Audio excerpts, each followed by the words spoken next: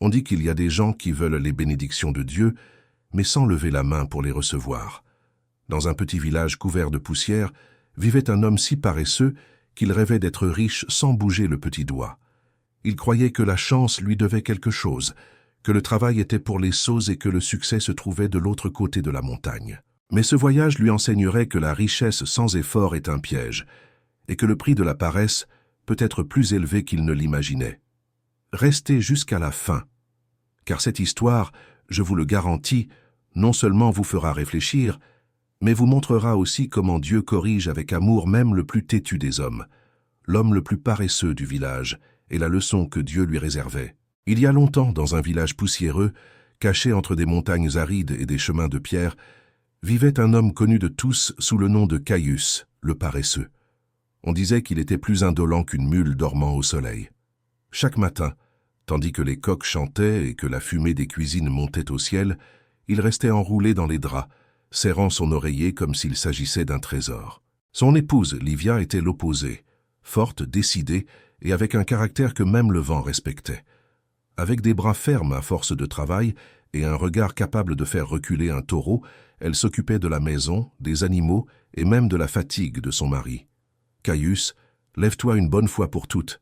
criait-elle chaque matin en balayant la cour. « Si tu ne travailles pas, nous ne sortirons jamais de la pauvreté. Regarde ce toit qui fuit, le bois à couper, la bergerie en désordre. Fais quelque chose d'utile, homme de Dieu. » Mais il se contentait de s'étirer, bâillant avec une paresse infinie. « Ah, femme, toujours avec tes sermons, il y aura encore le temps de travailler, » disait-il à moitié endormi. « Aujourd'hui, le soleil s'est levé trop tôt. Laisse-le se fatiguer d'abord. » Livia serrait les dents. Elle l'aimait, mais chaque jour, elle avait l'impression de traîner une mule morte. Parfois, elle pensait « Dieu punirait-il la travailleuse avec un mari oisif pour tester sa patience ?» Un après-midi, tandis que le ciel se colorait de rouge et que les cigales chantaient, Livia perdit son calme. Elle s'arrêta devant lui, les mains sur les hanches et le regard ardent. « Allez, dis-moi, Caius, dit-elle d'un ton ferme. Comment espères-tu que nous devenions riches si tu ne bouges pas ?» L'homme bâilla si fort qu'il semblait sur le point d'avaler une mouche. « Calme-toi, femme d'Aro, répondit-il. J'ai mes idées. Tout n'est pas question de sueur dans la vie. Il y a ceux qui deviennent riches avec leur tête, pas avec leurs bras. » Livia laissa échapper un rire ironique. « Et quand as-tu utilisé ta tête, paresseux? Tu ne t'en sers que pour tenir ton chapeau ?» Caius se redressa lentement et pointa du doigt la montagne qui se dressait au fond de la vallée, enveloppée de brume dorée. On dit que derrière cette montagne vit un sage qui connaît tous les secrets du monde. Il murmura « Demain même j'irai le chercher. Je lui demanderai comment devenir riche sans travailler. » Livia le regarda avec un mélange d'espoir et de résignation. « Même si tu ne le crois pas, Dieu peut utiliser même ta paresse pour t'enseigner quelque chose, dit-elle. Vas-y, mais quand tu reviendras, tu ferais mieux d'avoir appris quelque chose d'utile. » Et ainsi, à l'aube du lendemain, Caius quitta le village avec une houlette tordue et un sac vide. Il marchait en traînant les pieds, soupirant tous les 3 pas. « Que le chemin de la richesse est long, » maugréait-il. « Si le sage ne me donne pas une réponse facile, je retourne dormir sous un arbre. » Le paysage était aride mais beau. Les collines avaient la forme de géants endormis, et le vent soufflait avec l'arôme sec de l'herbe. Caius marcha pendant des heures, se plaignant de tout, de la chaleur, de la poussière, des moustiques, de la faim et même du caillou qui s'était glissé dans sa sandale. Alors que le soleil commençait à décliner vers le couchant, il arriva à une zone plus rocailleuse. Là, entre les ombres de quelques rochers, il entendit un grognement. Soudain, apparut un loup maigre avec des côtes saillantes et des yeux brillants de faim. Caius s'arrêta, paralysé. Le loup le regarda et parla d'une voix grave, presque humaine. « Où vas-tu, marcheur ?»« Je vais chercher le sage derrière la montagne, » répondit Caius, essayant d'avoir l'air courageux. « Je veux savoir comment devenir riche sans avoir à travailler. » Le loup se lécha les babines et gémit. « Alors, si tu l'entends, demande pour moi aussi. Pourquoi est-ce que je mange mais ne suis jamais rassasié? Mon estomac est un puits sans fond. Dis-lui de m'aider à comprendre pourquoi j'ai si faim. » Caius acquiesça avec découragement. « D'accord, je demanderai, » répondit-il, bien qu'il ne voulût que s'en aller vite avant de devenir un dîner. Il continua son chemin poussiéreux, et peu après, le terrain changea. Parmi les buissons secs, il trouva un pommier tordu, vieux et presque sans feuilles. L'arbre, d'une voix faible et triste, parla. « Voyageur, où vas-tu » ?« Au sage, » répondit Caius. « Je veux qu'il me dise comment être riche sans transpirer du tout. » Le pommier soupira. « Alors demande de l'aide pour moi aussi. Je ne donne plus de fruits sucrés. Mes feuilles se fanent avant l'heure et je sens quelque chose de pourri dans mes racines. Si le sage est si sage, qu'il me dise comment me guérir. » Caius haussa les épaules. « Bon, je demanderai, » dit-il sans enthousiasme, et poursuivit sa route. Le soleil se coucha, et la nuit recouvrit la vallée d'un manteau d'étoiles. Caius trouva un petit abri entre deux rochers et dormit profondément, rêvant de piles d'or, de tables pleines de nourriture et d'un lit plus moelleux que les nuages. À l'aube, il reprit son voyage. En descendant une colline, le sentier le mena au bord d'un lac cristallin. L'eau était si pure qu'elle reflétait le ciel comme un miroir. Là, émergea un poisson énorme aux écailles argentées et au regard mélancolique. « Étranger, où vas-tu si vite ?» demanda le poisson en agitant lentement sa queue. « Je vais voir le sage de la montagne. Je veux savoir comment devenir riche sans avoir à me fatiguer. » Le poisson soupira d'une voix profonde. « Si tu l'entends, demande ce que j'ai dans la gorge. Je sens quelque chose de coincé qui ne me laisse ni avaler ni profiter de la nourriture. On dit que le sage connaît tous les remèdes. » Caius, qui s'était déjà habitué à promettre, leva la main. « D'accord, je demanderai, » dit-il sans conviction. Et ainsi, avec 3 questions d'autrui et un désir égoïste qui lui était propre, Caius continua son chemin. Le chemin devint escarpé et la brise plus froide. Les arbres se raréfiaient, les pierres ressemblaient à des couteaux et l'air sentait le mystère.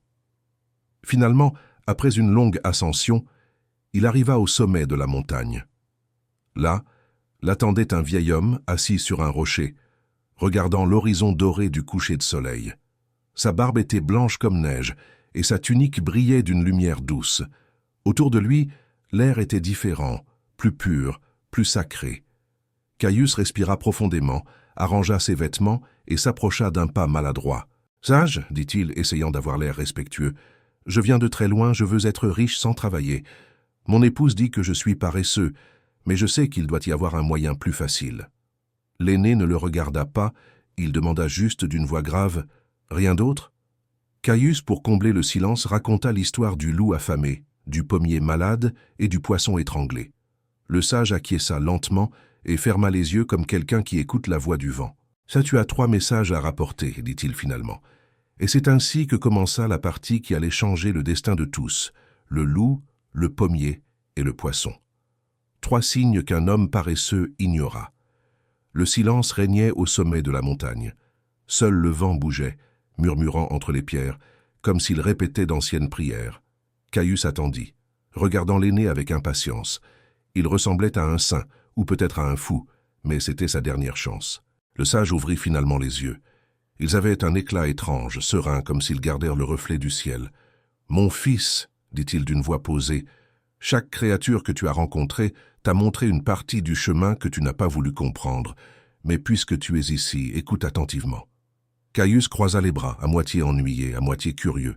L'aîné ramassa une petite branche du sol et l'utilisa pour tracer 3 symboles dans la terre. « Dis au loup, » commença-t-il, « que s'il veut assouvir sa faim, il doit manger le premier paresseux qui croisera son chemin. C'est la seule façon pour que son vide cesse de grandir. » Caius fronça les sourcils sans saisir le double sens. « Et qu'est-ce que cela a à voir avec la richesse ?» Le sage sourit légèrement mais ne répondit pas. « Dis au poisson que dans sa gorge, il garde un objet précieux, un bijou qui brille comme le feu. Mais tant qu'il ne permet pas qu'on le lui retire, il continuera de souffrir sans pouvoir avaler. » Caius haussa un sourcil. « Un vrai bijou ? Ça, c'est intéressant. » L'aîné continua sans interruption. « Et dis au pommier que sous ses racines, il y a un coffre plein de pièces d'or. Cette richesse cachée est en train de le rendre malade. Si l'or n'est pas retiré, l'arbre mourra. » Caius écarquilla les yeux de convoitise. « Des pièces d'or, vous avez dit ?» demanda-t-il en se redressant. « Ça ressemble exactement au genre de richesse dont j'ai besoin. » Le sage resta silencieux quelques secondes, puis leva les yeux vers l'horizon et dit solennellement « Et quant à toi, mon fils ?» Sa voix se fit presque un murmure. « Je vais te dire ce que tu es venu chercher. Si tu veux être riche sans bouger le petit doigt, sans transpirer, sans te fatiguer, Fais une seule chose, reviens par le même chemin. Quand tu rentreras chez toi, la fortune t'attendra. » Caius était fou de joie. « C'est tout? Juste rentrer? Quel sage généreux !» s'exclama-t-il en riant. « Et moi qui pensais que j'allais devoir creuser ou chercher. » L'aîné le regarda simplement en silence, avec une expression difficile à déchiffrer. À moitié tristesse, à moitié compassion. « Va, mon fils, le chemin du retour révèle toujours plus que l'homme ne l'espère, » dit-il finalement. Caius s'inclina rapidement et commença à descendre la montagne. En descendant, il ne pouvait contenir son enthousiasme. Le vent frais frappait son visage, et son esprit tissait déjà des fantasmes. « Des montagnes d'or m'attendront à la maison, » pensait-il. « La vieille Livia va en rester bouche bée. Elle dira « Caius, tu as réussi, tu es un génie, et je sourirai simplement sans dire que tout était grâce à ma grande intelligence. » Il riait seul, imaginant sa nouvelle vie de richesse. Il se voyait déjà entrer dans le village avec un costume neuf, acheter une maison plus grande, embaucher d'autres personnes pour travailler pour lui. « Ah, pensa-t-il, qui a besoin de se fatiguer quand on peut vivre d'intelligence ?» Le soleil était sur le point de se coucher lorsqu'il arriva au lac où le grand poisson l'attendait. L'eau s'agita et le poisson sortit la tête, haletant. « Étranger, » dit l'animal. « Enfin, tu es revenu. Dis-moi, je t'en prie, ce que le sage a dit à mon sujet. » Caius sourit d'un air triomphal. « Ah, bien sûr. Il a dit que tu as un bijou précieux coincé dans ta gorge. Si tu le retires, tu pourras manger en paix. Et de plus, ce bijou vaut une fortune. » Le poisson écarquilla les yeux d'espoir. « Alors aide-moi. Si tu parviens à le retirer, garde le bijou, il est tout à toi. » Caius regarda l'eau cristalline, puis ses mains propres. Entrer dans le lac, se mouiller, se salir un peu, cela ne lui semblait pas attrayant. « Non, non. Le sage m'a dit que je n'avais qu'à rentrer chez moi, et la richesse m'attendrait sans bouger le petit doigt. Je ne compte pas risquer d'attraper un rhume pour un bijou. » Le poisson baissa les yeux, déçu. « Alors, mon ami, » dit l'animal d'une voix profonde, « peut-être que la richesse n'est pas faite pour toi. » Caius haussa les épaules et continua son chemin marmonnant. « Quelle bêtise! S'il voulait tant d'aide, qu'il cherche quelqu'un d'autre. Mon destin est assuré. » Quelques heures plus tard, le ciel commença à se teinter d'orange et il aperçut au loin le vieux pommier. L'arbre restait tordu, avec des branches sèches et des feuilles pâles. Quand Caius s'approcha, une brise douce agita ses rameaux, et l'arbre parla d'une voix tremblante. « Voyageur, as-tu vu le sage? Qu'a-t-il dit de moi ?» Caius ajusta son chapeau. « Il a dit que tu as un coffre plein d'or enterré dans tes racines, et que cela te rend malade. Si quelqu'un le déterre, tu refleuriras. » Le pommier frissonna d'émotion. « Alors, aide-moi, je t'en prie. Creuse, retire ce coffre et garde tout l'or. Je veux juste guérir et donner des pommes à nouveau. » Caius réfléchit un instant. Il imagina le trésor brillant caché sous terre, mais réalisa vite qu'il faudrait creuser, se salir les mains et peut-être y passer des heures. « Ah, le sage m'a assuré que ma fortune m'attend à la maison sans bouger le petit doigt. Si je commence à creuser, je désobéirai à son sage conseil. Il vaut mieux qu'un autre te guérisse. » L'arbre trembla. « Oh, insensé !» murmura l'arbre. « La richesse ne fleurit que là où il y a effort. » Mais Caius s'était déjà éloigné en sifflant. Le chemin du retour devenait plus facile, plus court. Son pas s'accélérait tandis qu'il rêvait éveillé de sa nouvelle vie de richesse. « Ah, pensa-t-il, qui a besoin de se fatiguer quand on peut vivre d'intelligence ?» Le soleil était sur le point de se coucher lorsque le paysage redevint rocailleux. Entre les ombres de quelques rochers, le loup maigre réapparut. Son regard était plus affamé qu'avant. Ses crocs brillaient sous la lumière dorée. « Humain !» grogna le loup. « Dis-moi ce que le sage a dit à mon sujet. » Caius recula d'un pas, un peu nerveux. « Ah, oui, il a dit que pour apaiser ta faim, tu dois manger le premier paresseux qui croisera ton chemin. Mais regarde, ne t'inquiète pas, je suis déjà en train de partir. » Le loup inclina la tête, s'approchant lentement. « Le premier paresseux, » répéta-t-il avec un sourire plein de dents jaunes. « Et dis-moi, qui est plus paresseux que toi ?» Caius déglutit. « Attends, ce n'était pas littéral. Je peux t'aider avec autre chose. Je peux... » Le vent souffla fort. Les feuilles sèches s'élevèrent comme un avertissement du ciel. Caius essaya de courir, mais ses jambes tremblaient comme si elles pesaient une tonne. Le loup leva la tête et laissa échapper un hurlement qui résonna dans toute la vallée. Et alors, d'un bond aussi rapide que la justice, il s'élança sur lui, le loup qui réclamait le prix de la paresse. Justice divine en action. La montagne se tut, l'écho du hurlement se perdit dans le vent. Le soleil se cachait derrière les montagnes lorsque le silence revint. Le vent emporta la dernière plainte et la poussière recouvrit le sentier où l'homme paresseux avait disparu. Pendant quelques secondes, la nature sembla faire le deuil. Seul le chant lointain d'une chouette rompait le calme, comme si elle répétait un vieil enseignement. Qui cherche des raccourcis trébuche le premier. Cette nuit-là, dans la vallée, le grand poisson du lac regarda la surface de l'eau. Le reflet du ciel étoilé bougeait sur son visage. « Si seulement j'avais pu le faire moi-même », murmura-t-il d'une voix profonde. Et en ouvrant la bouche, l'objet coincé dans sa gorge se détacha avec une faible lueur. C'était une petite pierre précieuse, pure comme l'aube. Le poisson la laissa tomber au fond du lac où elle resta à jamais, reflétant une leçon qu'aucun homme cupide ne pourrait voir. La richesse qui n'est pas partagée s'enfonce dans le silence. Dans le champ sec, le pommier sentit ses racines se détendre. Un rayon de lune tomba juste sur le sol, illuminant l'endroit où le coffre d'or reposait. La terre s'ouvrit doucement et l'or se désintégra en poussière. L'arbre, libéré de son fardeau, refleurit pour la première fois depuis des années. Ses branches se remplirent de feuilles vertes et en quelques jours, les premières pommes rouges pendaient à nouveau sous le ciel.